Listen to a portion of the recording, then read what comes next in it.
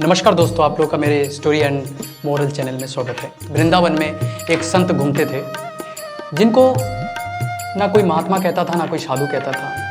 सभी उनको जज साहब कह के बुलाते थे। तो किसी ने पूछा कि इनको जज साहब क्यों कहते हैं। तो कहते हैं कि दक्षिण भारत में एक छोटा सा कस्बा था, वहाँ लोक अदालत में इनका जो है ये जज थे बहुत। तो हुआ ये कि उस गाँव में एक बूढ़ा व्यक्ति रहता था जो केवट जाति के थे और वो बहुत गरीब थे। लोग उनको भोला कहते थे। और वो बूढ़ा व्यक्ति हमेशा ये कहते रहते थे कि मेरा रघुनाथ के सिवा कोई और नहीं। कोई पूछे कि भोले ये बताओ वो बात कैसी है, तो कहते थे मैं क्या जानूं, रघुनाथ जाने। तो भगवान श्री राम के परम भक्त थे वो। उसके 2 बेटे थे, एक बेटी थी। 2 बेटे वो इधर उधर दिन भर काम करके थोड़ा बहुत पैसे इकट्ठा करते थे और उसकी बेटी बड़ी हो चुकी थी, शादी करवाना था, तो उनको कुछ पैसे चाहिए थे। तो वो बूढ़ा व्यक्ति भोला जो है वो गांव के किसी शेठ के पास गया और उनसे कुछ पैसे उधार मांगे कि शादी हो जाए, उसके बाद धीरे धीरे काम करके हम चुका देंगे। तो उसके बाद उनसे उधार लिया, बेटी की शादी हुई, विदाई कर दिया गया।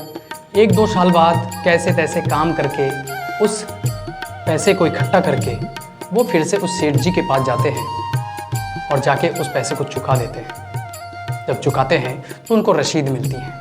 अब रसीद में लिखा हुआ था कि हाँ, ये भोला नाम का व्यक्ति ने मेरा सारा पैसा चुका दिया है। अब उस पर्ची को दिखाया, बोला देखो कि मैं क्या जानूँ, सब रघुनाथ जानते हैं, मुझे तो पढ़ना नहीं आता। अब उस सेठ जी के मन में पाप आया।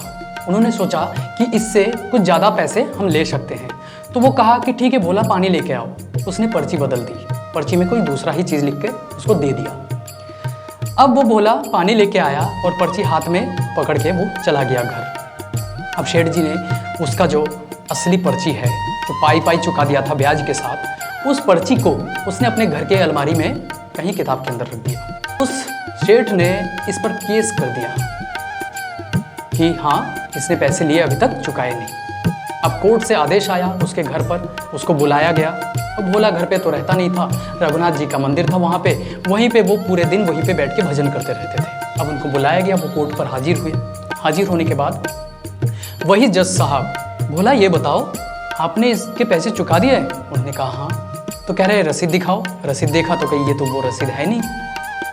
तो कहा मैं तो कुछ नहीं जानता, इन्होंने जो दिया वही मैंने लिया, बाकी तो रघुनाथ जानते हैं।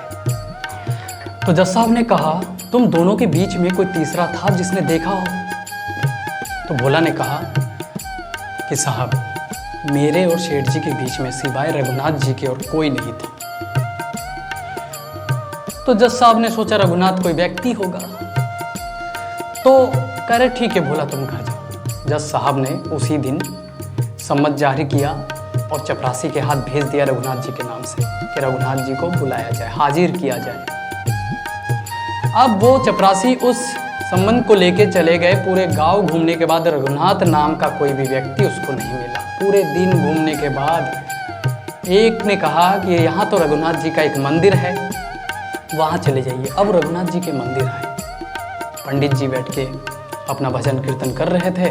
वहाँ पंडित जी से पूछा तो उन्होंने कहा कि ये रघुनाथ जी के नाम से संबंध आया हुआ है, इनको हाजिर होना है।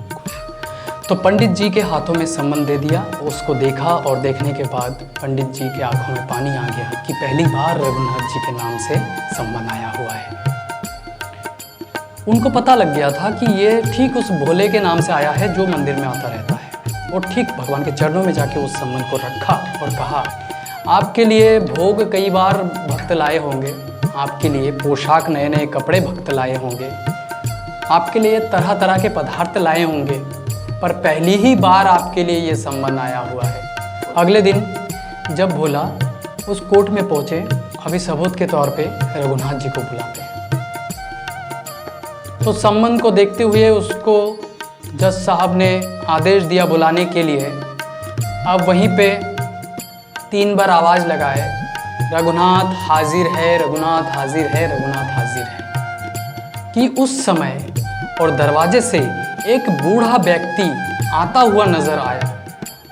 चाल लटपटी सी एक वृद्ध की झुकी सी देह, दुपटी फटी सी शीस बांधे धर धाये है, हाथ माँ है छड़ी पड़ी तुलसी की ही माल, माथे पर रोरी चारू चंदन चढ़ाए है, साहब के सामने विनीत चपरासी साथ, आज रघुनाथ जी गवाह बनाए हैं। और जाके कटघरे में खड़ा हो गया और जज ने पूछा क्या आप रघुनाथ हैं? कह रहे हाँ मैं रघुनाथ हूँ। कह रहे कि जब इनका पैसे ये चुका रहे थे आप उसमें थे? तो उन्होंने कहा हाँ मैं था। तो कह रहे कि क्या इन्होंने पैसे चुका दिए? उन्होंने कहा हाँ पाई पाई चुका दिए। तो कह रहे इसका क्या सबूत है आपके पास? कह रहे कि इसकी पर्ची भी इनके पास ही है, सेठ जी के पास। कह रहा अच्छा कहाँ है? तो कहा कि सेठ जी के घर में लाल रंग की अलमारी है, उस पर 72 नंबर का बुक है और उसमें 135 नंबर के पेज में इसका वो पर्ची रखा हुआ है। वही हुआ। तो जज साहब ने कहा कि झूठी गवाही के कारण सेठ जी को क्या है, दंड मिलेगा।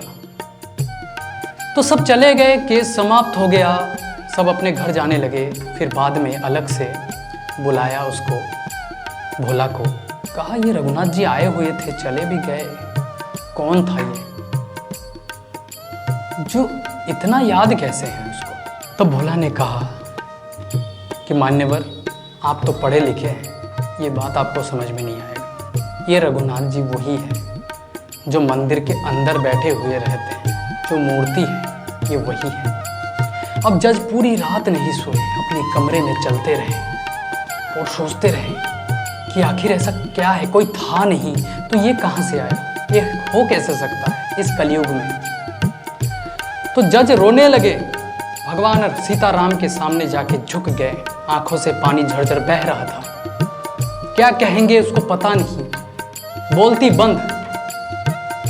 फिर जज कहने लगे आंखों में पानी भर के, शिव शारद नारद शेष गणेश हो, को नहीं ध्यान में आते रहे, सोई आज विनीत अदालत में केवटा के गवाह कहाते रहे, सुख धोके हु दर्श दियो को भयो, दुख नाहिन जे तज जाते रहे, कुर्सी पे बना जज बैठा रहा, जगदीश खड़े समझाते रहे। मैं जज बन के कुर्सी में बैठा रहा और सामने जगदीश खड़े होके गवाह देते रहे। तो उसी समय वो जज अपने पद को छोड़कर वृंदावन चले गए, भगवान के चरणों में पड़े रहे और भगवान का सच्चा भक्त बन गए। और कहते हैं कि वो कभी बैठते नहीं है। लोग पूछते हैं महात्मा जी आप बैठते नहीं हैं क्यों? आप हमेशा देखता हूँ आप खड़े रहते हैं, रात को भी खड़े रहते हैं, सोते भी नहीं, टेक लगा लेते हैं, बैठते नहीं, क्यों?